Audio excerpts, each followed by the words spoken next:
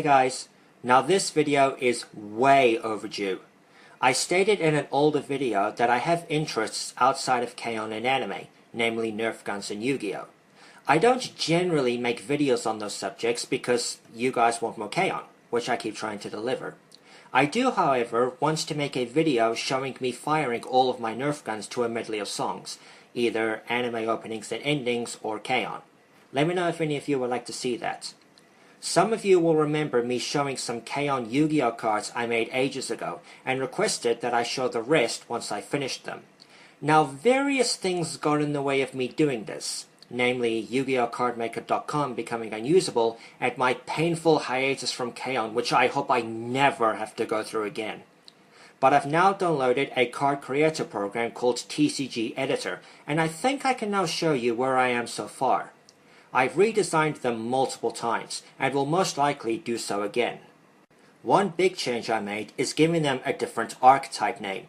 I originally called them HTT, but that was actually a mistake because HTT means Hokago Tea Time, and only Yui, Ritsu, Mio, Mugi, and AZUSA fall under that name.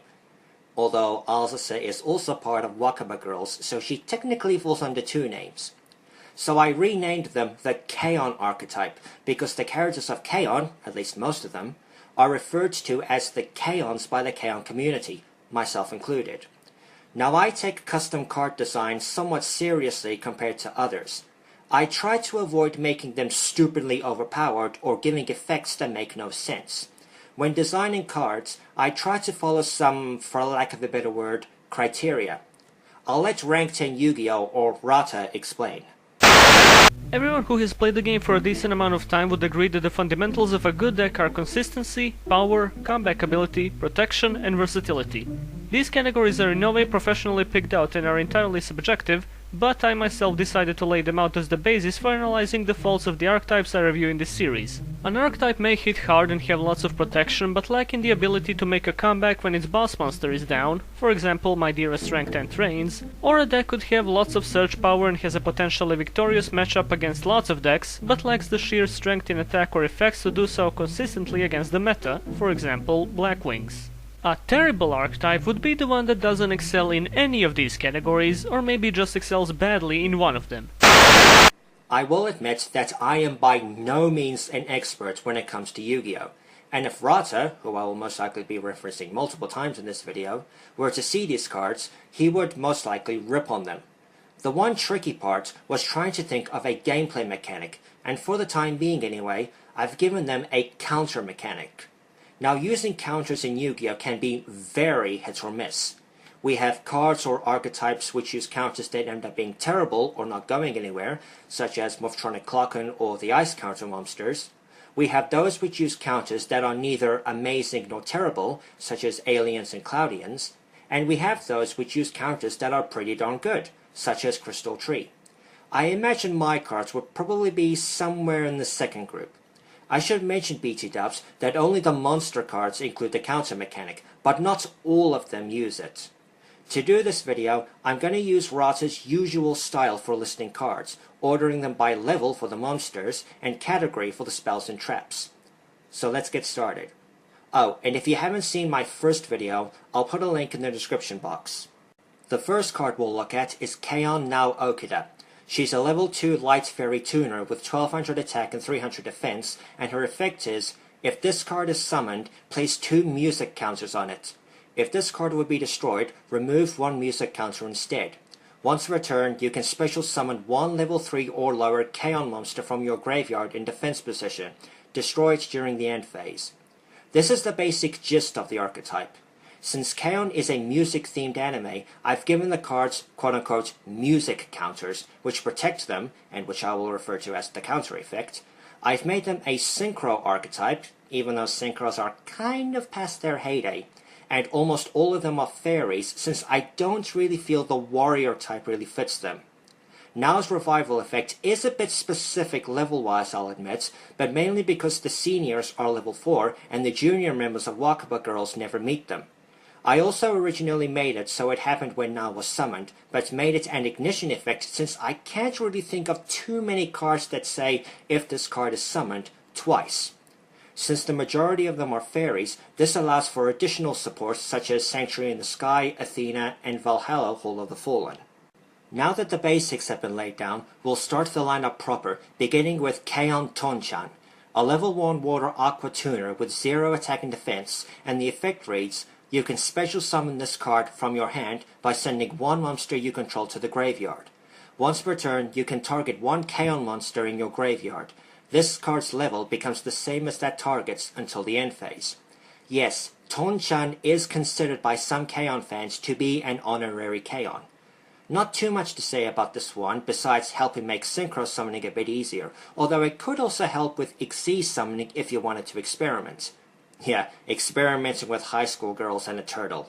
That'd be amusing. The next card is KEION Sachishi Tanaka, a level 2 warrior tuner with 800 attack and 500 defense, and the following effect. Once per turn, you can select 2 KEION monsters in your graveyard. Return the selected monsters to the deck, then draw 1 card. This one was a bit tricky. Sachishi is not exactly the most popular KEION character, and even though he has probably the most screen time of the male cast, we still don't see him all that much, aside from a certain Dojin series.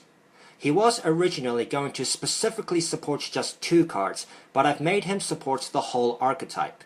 Not exactly a Royal Firestorm guards, but unlike an existing card, at least the effect doesn't help the opponent. Isn't that right, Caravan of the Ice Barrier?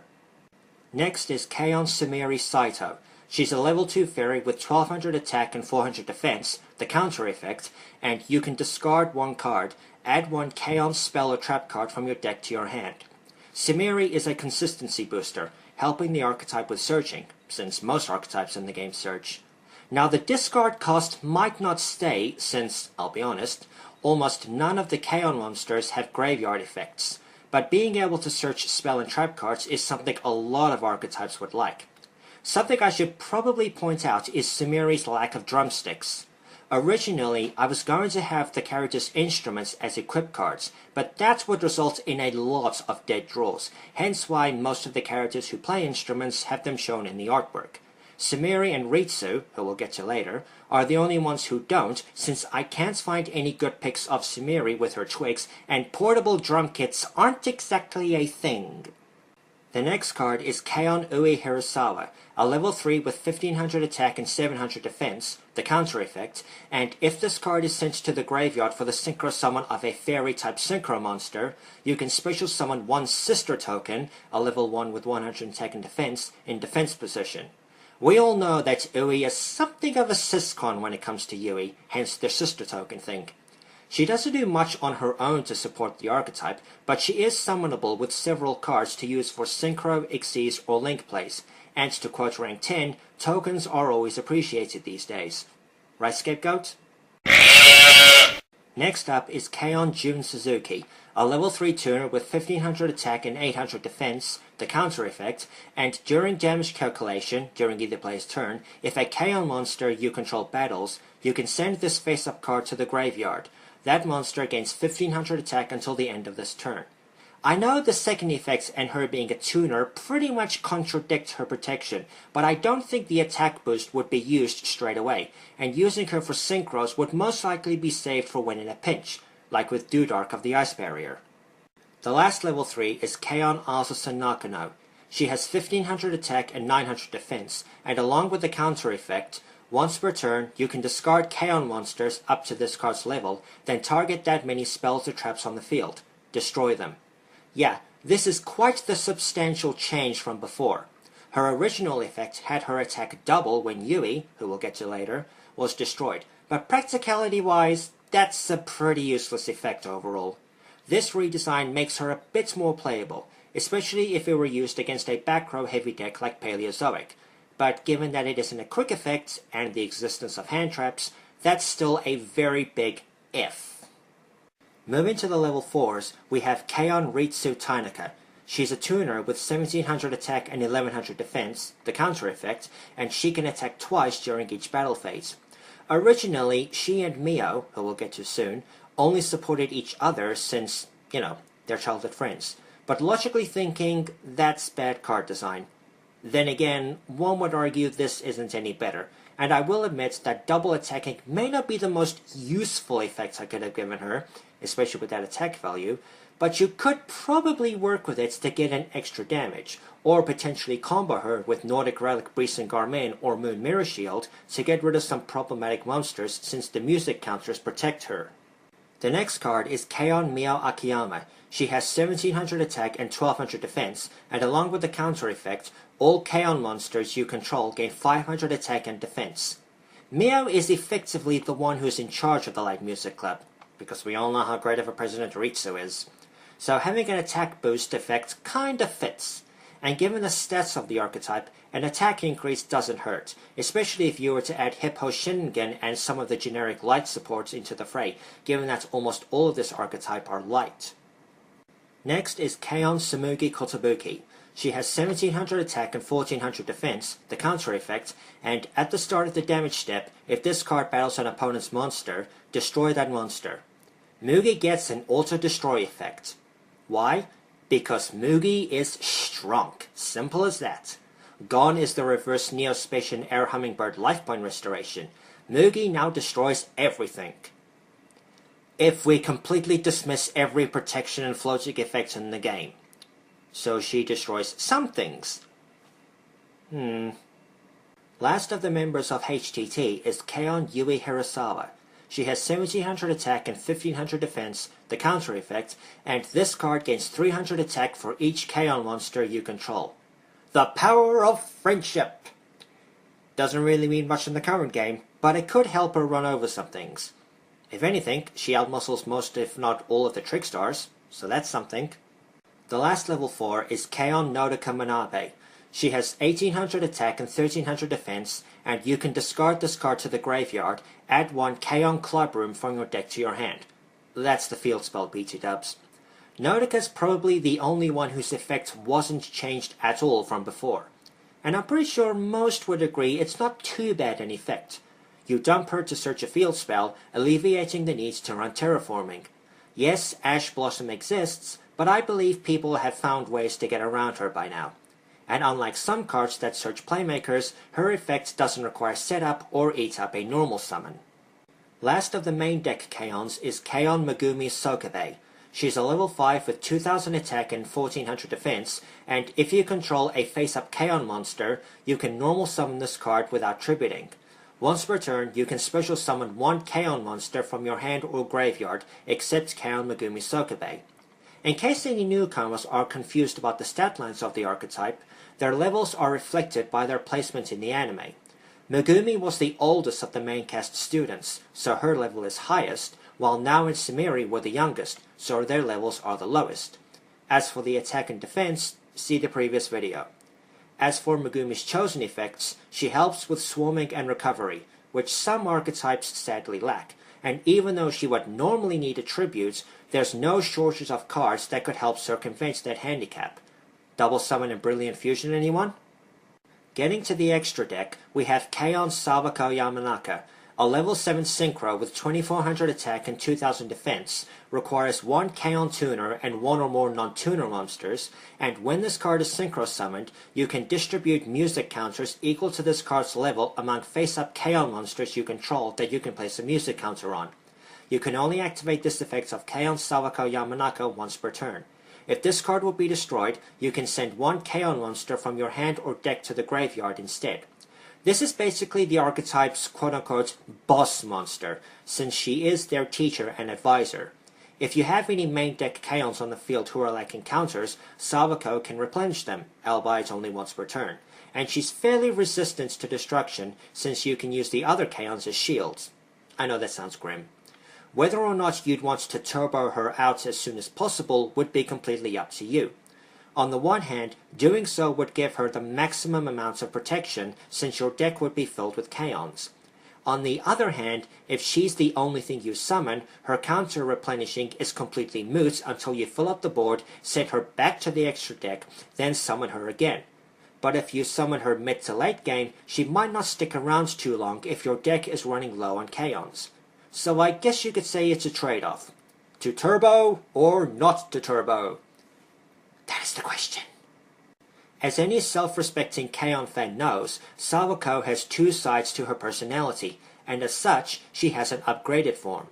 Death Devil Sawako is a level 10 with 3600 attack and 3000 defense, requires one light tuner, KEION Sawako Yamanaka, and one non-tuner monster, and her effect is, must first be synchro summoned. Once per turn, during either player's turn, when a card or effect is activated, you can negate the activation, and if you do, destroy it. If this card attacks, your opponents cannot activate spell or trap cards until the end of the damage step. When this face-up card is sent to the graveyard, you can special summon as many KEION monsters in your graveyard as possible. Yeah, it's Sawako amped up to 11. I tried to avoid making her too powerful, hence her having only a single once per turn negate and destroy anything effect, and only disabling back row when attacking. She might not have too much to do with the archetype, then again a lot of boss monsters are like that, but if she hits the graveyard by any means, including kaijus, she allows massive recursion for a comeback, flooding the field with KEIONs, and if you re-summon standard Sawako, your opponent now has to face several monsters that are resistant to destruction, and therefore has to devote any remaining resources to get rid of them. Now we move on to the spells and traps, but unlike Rata, I'm putting them alphabetically since I'm an Aspie and I like order. Starting off, we have Honey Sweet Tea Time, a normal spell that says send 2 KEION monsters, one from your hand and one from your deck, with different levels to the graveyard, then draw 2 cards. You can only activate 1 Honey Sweet Tea Time per turn.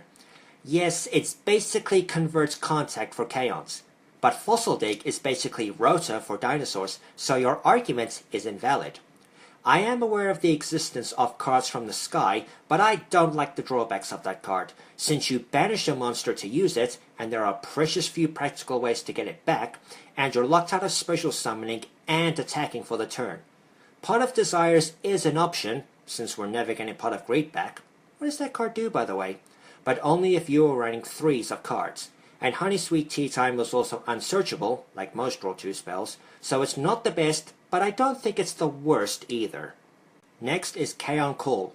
Add 1 KEION monster from your deck to your hand.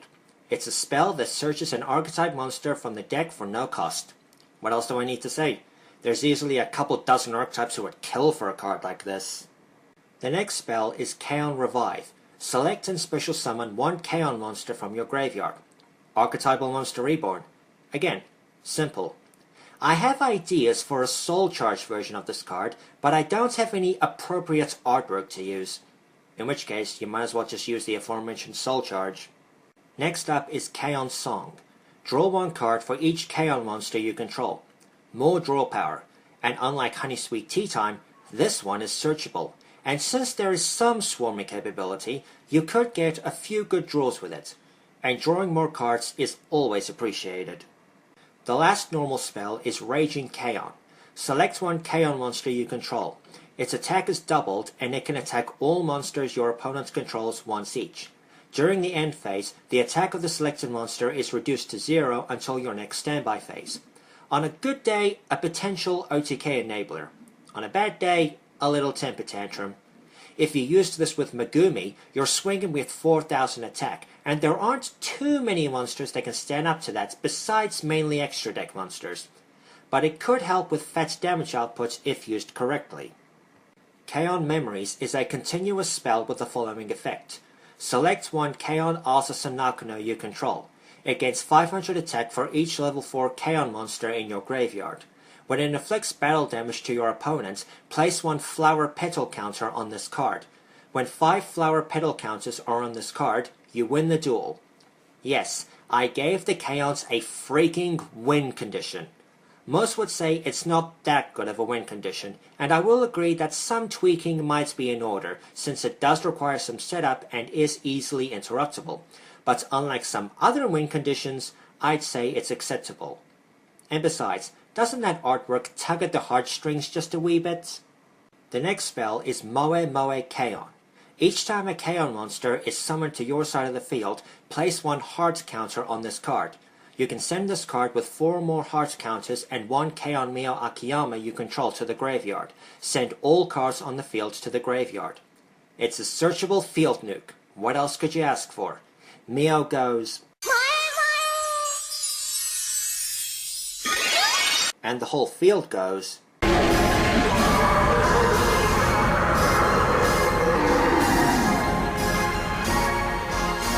Some setup is required, and you do need Mio on the field to fully use it, but some of the archetype as well as some outside supports make this easier than it might appear. It was originally going to be a trap card, but that would make it a lot slower and less useful. KEION Cat Ears is an equipped spell that you can equip only to a KEION monster. The equipped monster can attack directly, but if it attacks using this effect, its attack is halved during damage calculation. When this equipped card is sent from the field to the graveyard, draw one card. It wouldn't be KEION without the cat ears now, would it?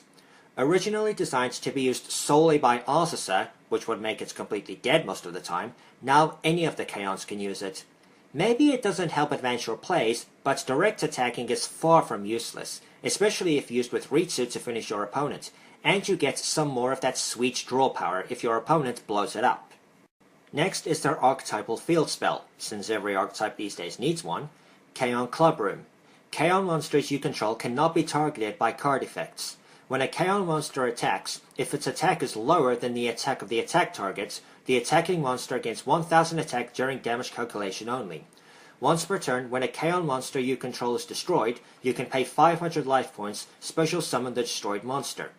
One issue with the music counters is while they do protect against destruction, they don't protect against targeting, and as stated before, the attack values of the KEIONs aren't exactly impressive, so the field spell helps aid this. I should mention that I originally intended for this archetype to have two field spells, the Clubroom and the School itself, but the only real-world archetypes I can name off the top of my head that have more than one field spell are the Crystal Beasts, with Advanced Arc and Ancient City Rainbow Ruins, and the Elemental Heroes, with Skyscraper and Skyscraper 2 Hero City. So I dropped it to one, and I think it's enough for now. Targeting prevention, attack boosting, and some recursion. And it's not like most players care about life points these days. Now we move on to the traps, starting with KEION Club Successors. A normal trap that says, activates only while you control a face-up KEION Ui HIRASAWA, KEION AZUSA NAKANO, and KEION Jun SUZUKI during the main phase. Banish all cards your opponent controls face down. You cannot conduct your battle phase until your second turn after this card's activation. A second field nuke, this time only affecting your opponent. I imagine Rata would read it and say something along the lines of, pretty elaborate. As my retort, I present evenly matched. Not quite as cute, but requires less setup and can be played straight from the hand. And while I totally understand that argument, what's to stop you playing both cards? Everyone loves a field nuke, especially if it doesn't affect you. KEION Comfort is a trap card that says, when a KEION Ui HIRASAWA you control is destroyed and sent to the graveyard while you control a KEION AZUSA NAKANO, send one KEION Mio Akiyama from your hand or deck to the graveyard. Special summon the destroyed KEION Ui HIRASAWA. Slow? Yes. Extremely specific? Yes. A little gimmicky? Yes. But still potentially useful. It can speed up putting counters on Moe KEION, and it can refresh you his counters. The last normal trap is KEION Strength. Activates only when your opponent's monster declares a direct attack. Special summon one KEION monster from your hand, but its effects are negated, also that monster cannot be destroyed until the end phase. If there are two KEION Strength in your graveyard, including this card, you can banish them to destroy all monsters on the field and inflict damage to your opponent equal to half of the combined attack of the destroyed monsters. If my KEION cards were placed on a poll, I imagine this one would probably be near the bottom. It can shield against a direct attack if your opponent tries to OTK you, and it is yet another field nuke.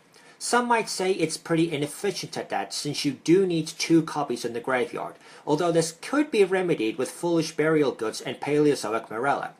An experimentation never hurt anyone, right? KEION Switch is a continuous trap that you can activate only when a KEION monster you control destroys the monster by battle and sends it to the graveyard. Return it to the hand and special summon one level 4 or lower KEION monster from your hand. You see this, Queen's Pawn? This is what you should have been. You might have helped out Amazonas more.